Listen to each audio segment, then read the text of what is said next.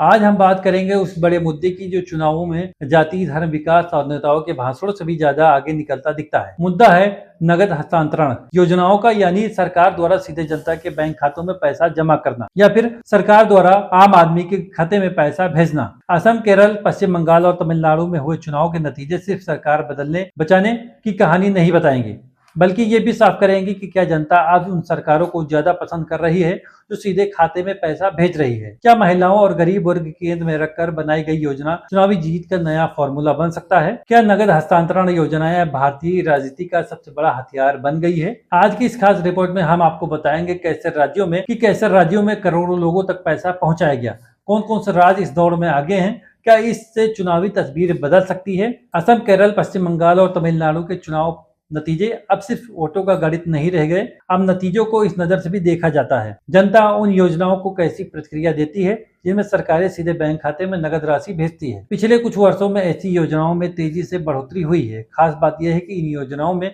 सबसे बड़ा फोकस महिलाओं, गरीब परिवार, गरीब युवा और कमजोर वर्ग रहे हैं। सरकारों ने समझ लिया है कि अगर सीधा लाभ पहुंचाना है तो बीच के सिस्टम को हटाकर सीधे पैसे खाते में भेजना होगा। अब सबसे बड़ा सवाल ये है, क्या यही मॉडल वोट भी बदल सकता है। पहला है महिला वोट बैंक पर सबसे बड़ा फोकस। महिला आरक्षण बिल को लेकर देश भर में बहस हुई, लेकिन जमीनी राजनीति में महिलाओं को सबसे ज्यादा प्रभावित किया नगद सहायता योजना में।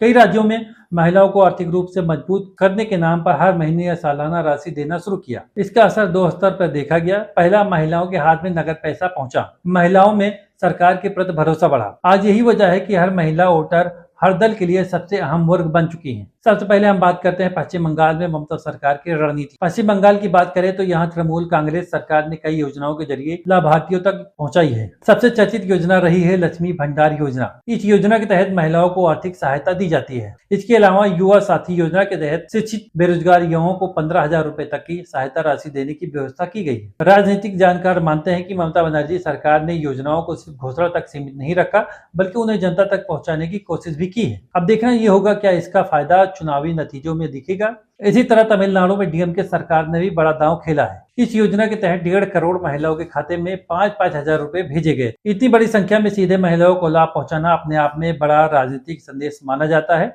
डीएमके ने यह भी साफ कर दिया कि महिला वोट बैंक को नजरअंदाज करना अब किसी भी दल के लिए आसान नहीं है। भारतीय स्टेट बैंक की रिपोर्ट के मुताबिक घरेलू उत्पाद यानी जीडीपी की प्रतिशत के रूप में नगद हस्तांतरण के मामले में झारखंड, कर्नाटक और पश्चिम बंगाल शीर्ष 3 राज्यों में शामिल है। इसके अलावा महाराष्ट्र, आंध्र प्रदेश, असम और ओडिशा भी बड़े पैमाने पर नगद हस्तांतरण कार्यक्रम चला रहे हैं। यानी ये सिर्फ कुछ राज्यों तक सीमित मॉडल नहीं है, बल्कि पूरे देश में तेजी से फैल चुका है। यानी अब हर राज्यों के बजट का बड़ा हिस्सा सीधे जनता के खाते में भेजा जाता है। ये भारतीय राजनीति प्रशासन दोनों में सबसे बड़ा बदलाव माना जाता है। वित्त वर्ष 2026 तक समाप्त होने वाली 6 साल की अवधि में कर्नाटक में नगद हस्तांतरण 94 गुना बढ़ा दिया गया है। ये आंकड़े बताते हैं कि राज्य सरकारें अब योजनाओं को लेकर कितनी आक्रामक हो चुकी है।